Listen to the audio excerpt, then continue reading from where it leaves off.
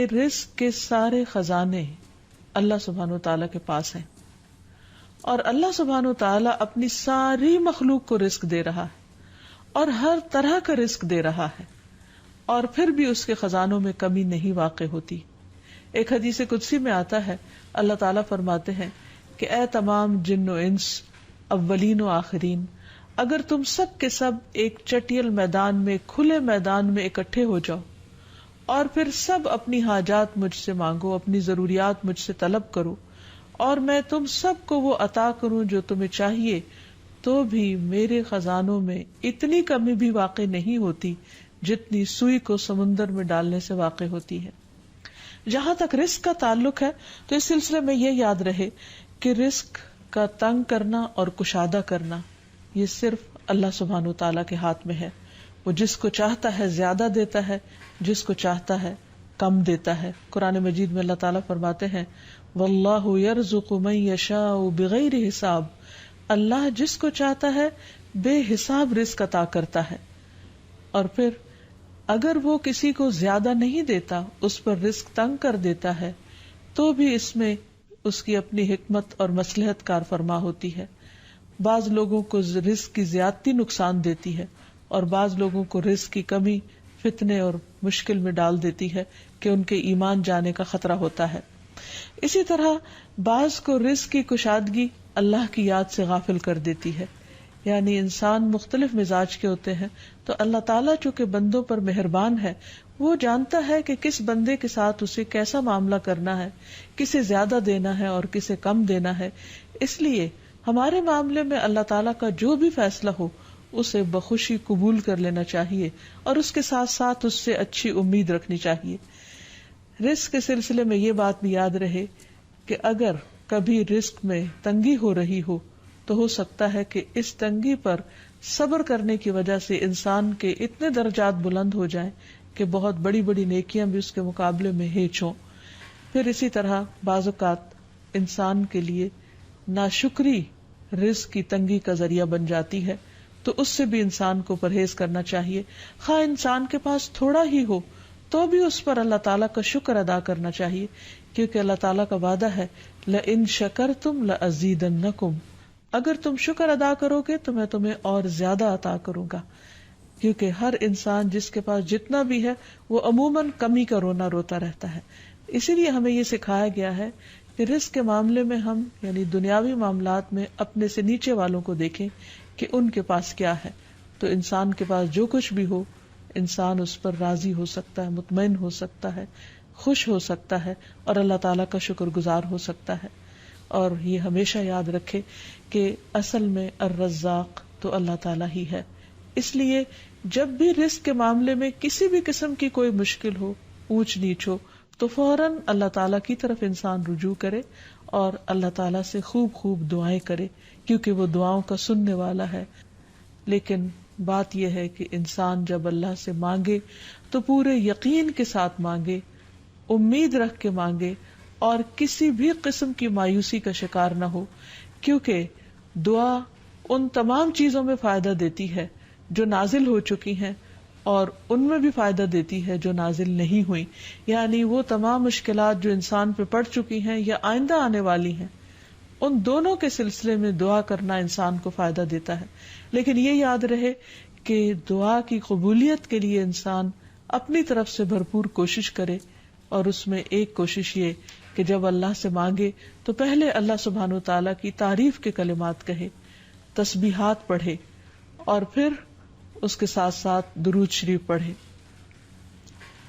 کیونکہ نبی صلی اللہ علیہ وسلم نے فرمایا کوئی شخص اس طرح دعا نہ کرے کہ اے اللہ اگر تو چاہے تو مجھے روزی دے، بلکہ پختگی کے ساتھ سوال کرے، پورے عزم کے ساتھ سوال کرے، کیونکہ اللہ جو چاہتا ہے کرتا ہے اور اس پر کوئی جبر کرنے والا نہیں ہے. اور جب بندہ اللہ سے رزق مانگتا ہے تو اللہ تعالیٰ اس کو عطا کرتا ہے. نبی صلی اللہ علیہ وسلم نے فرمایا جب تم اللہم ارزقنی کہو گے تو اللہ تعالیٰ فرمائے گا میں نے رزق دینے کا فیصلہ کر لیا. یعنی جب تم کہو گے کہ اللہ مجھے رزق دے تو اللہ تعالیٰ تمہیں جواب دے گا کہ ہاں میں تمہیں رزق دوں گا. اس لیے اس حوالے سے مکمل طور پر اللہ سبحانہ و تعالیٰ پر بھروسہ کرنا چاہیے، اللہ تعالیٰ کا تقوی کرنا چاہیے، یعنی اللہ تعالیٰ سے ڈرتے رہنا چاہیے، اور رزق کی تلاش میں حرام راستے اختیار نہیں کرنے چاہیے، کیونکہ اللہ سبحانہ وتعالیٰ کا وعدہ ہے وَمَن يَتَّقِ اللَّهَ يَجْعَل لَّهُ مَخْرَجًا وَيَرْزُقْهُ مِنْ حَيْثُ لَا يَحْتَسِبُ، جو اللہ کا تقوی اختیار کرے گا اللہ تعالیٰ اس کے لیے مشکل سے نکلنے کی کوئی راہ ضرور بنا دے گا، اور اس کو وہاں سے رزق عطا کرے گا جہاں سے وہ سوچتا بھی نہیں ہوگا،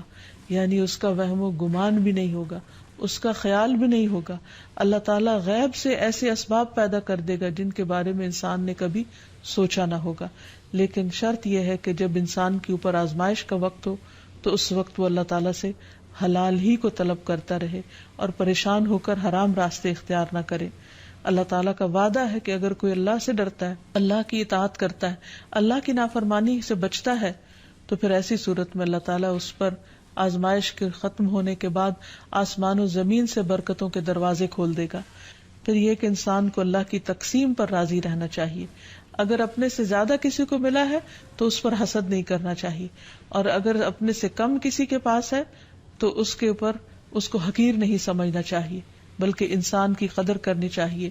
اور ہمیشہ یہ سوچنا چاہیے کہ اس کو مجھ سے زیادہ دینے والے کو بھی دینے والا رب ہے، مجھے بھی میرے رب نے ہی دیا ہے، اور جس کے پاس کم ہے اس کا بھی مالک وہی ہے۔ اور یہ بھی انسان یاد رکھے کہ انسان جب حرام سے بچتا ہے، غلط راستوں سے بچتا ہے، اللہ تعالیٰ کی فرما برداری کرتا رہتا ہے، اس کا شکر ادا کرتا رہتا ہے، تو اللہ تعالیٰ اس کو حلال طریقوں سے بھی رزق عطا کرتا ہے۔ حدیث میں آتا ہے کہ رزق کی تلاش میں میانہ روی اختیار کرو، یعنی بہت ڈیسپریٹ نہ ہو جاؤ، اللہ تعالیٰ ضرور دروازہ کھولے گا۔ کہیں ایسا نہ ہو کہ رزق کا مؤخر ہونا یعنی ڈیلے ہونا تمہیں اس بات پر اکسا دے کہ تم اللہ تعالیٰ کی نافرمانیاں کرنے لگو، یعنی نافرمانی کے ذریعے اس کا رزق تلاش کرو۔ یاد رکھو جو کچھ اللہ تعالیٰ کے پاس ہے وہ اس کی اطاعت سے ہی حاصل کیا جا سکتا ہے، اور اس سلسلے میں خصوصی طور پر استغفار بہت کارآمد ہے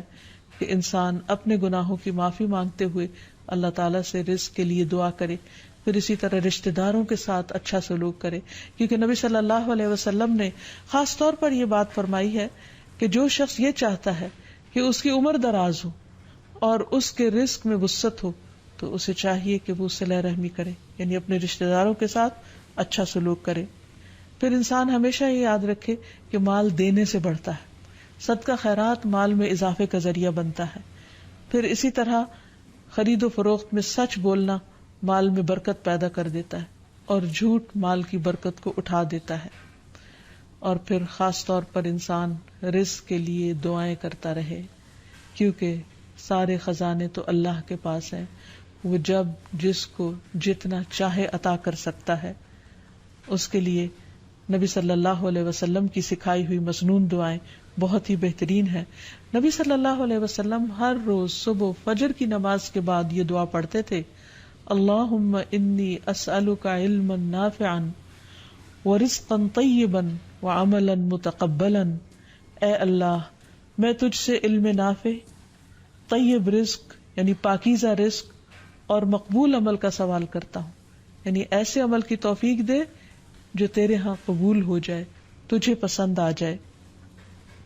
اور اس کے ساتھ ساتھ انسان کو حرام سے بچنے کی دعا کرنی چاہیے۔ اس سلسلے میں آپ صلی اللہ علیہ وسلم نے جو دعا سکھائی وہ ہے اللہم اکفنی بحلالک عن حرامک واغننی بفضلک عمن سواک، اے اللہ اپنے حلال کے ذریعے حرام سے میری کفایت فرما، یعنی مجھے اتنا حلال دے کہ مجھے حرام کی ضرورت ہی نہ رہے، اور اپنی مہربانی سے مجھے اپنے علاوہ ہر ایک سے بے نیاز کر دے، یعنی مجھے انسانوں کا محتاج نہ کر، کسی اور کا محتاج نہ کر، صرف اپنے خزانوں سے عطا فرما۔ پھر اسی طرح خاص طور پر بڑھاپے کی زندگی کے لیے وسعت رزق کی دعا کرنی چاہیے، کیونکہ جب انسان بوڑھا ہو جاتا ہے تو اس کے اعضاء کمزور ہو جاتے ہیں، وہ اپنے لیے خود کچھ کمائی نہیں کر سکتا، وہ دوسروں پر ڈیپینڈنٹ ہو جاتا ہے، تو اس وقت وسیع رزق کی دعا سکھائی گئی۔ فرمایا اللہم اجعل اوسع رزقک علی عند کبر سنی وانقطاع عمری، اے اللہ جب میں بوڑھا ہو جاؤں اور میری عمر ختم ہونے لگے تو میرے رزق کو وسیع کر دے۔ اسی طرح اپنے لیے اور اپنی اولاد کے لیے وسیع رزق کی دعا کرنی چاہیے، جیسے ابراہیم علیہ السلام نے دعا کی تھی، ربنا انی اسکنت من ذریتی بواد غیر ذی زرع عند بیتک المحرم ربنا لیقیموا الصلاة فاجعل افئدة من الناس تهوی الیہم وارزقهم من الثمرات لعلهم یشکرون۔ اے ہمارے رب، بے شک میں نے اپنی کچھ اولاد کو اس وادی میں آباد کیا جو کسی کھیتی والی نہیں، تیری حرمت والے گھر کے پاس، اے ہمارے رب، تاکہ وہ نماز قائم کریں، سو کچھ لوگوں کے دل ایسے کر دے کہ ان کی طرف مائل رہیں، اور انہیں پھلوں سے رزق عطا کر تاکہ وہ شکر ادا کریں۔ اور آخر میں یہ بات یاد رہے کہ انسان کے رزق میں اکثر اس کے اپنے گناہ رکاوٹ بن جاتے ہیں، اس لیے جب انسان ان گناہوں سے توبہ کرتا ہے، استغفار کرتا ہے، تو اللہ تعالیٰ رزق کے دروازے کھول دیتے ہیں، جیسے اللہ تعالیٰ کا وعدہ ہے۔ قرآن مجید میں آتا ہے، نوح علیہ السلام نے اپنی قوم سے کہا کہ اپنے رب سے معافی مانگ لو، بلا شبہ وہ بڑا معاف کرنے والا ہے، وہ تم پر آسمان سے خوب بارشیں برسائے گا اور تمہاری مال اور اولاد سے مدد کرے گا، تمہارے لیے باغ پیدا کرے گا اور نہریں جاری کرے گا۔ تو اس سے یہ پتہ چلتا ہے کہ دنیا میں جتنی بھی راحتیں اور رزق کی قسمیں ہیں، ان سب کی کنجی استغفار ہے۔ تو اس لیے انسان کثرت سے اپنے گناہوں پر توبہ کرتا رہے۔ حقیقت یہ کہ اللہ کا کلام سچا ہے اور ہمیں اس پر ایمان لا کر پورے یقین کے ساتھ، وثوق کے ساتھ دعا مانگنی چاہیے کہ ہم انشاءاللہ استغفار کریں گے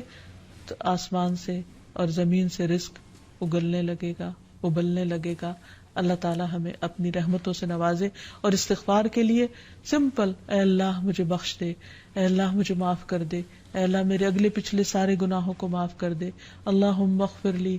استغفر اللہ ربی من کل ذنب واتوب الیہ۔ اور سچے دل سے انسان توبہ کرتا رہے تو اللہ تعالیٰ کو مہربان پائے گا۔ وآخر دعوانا ان الحمد للہ رب العالمین۔ السلام علیکم ورحمۃ اللہ وبرکاتہ۔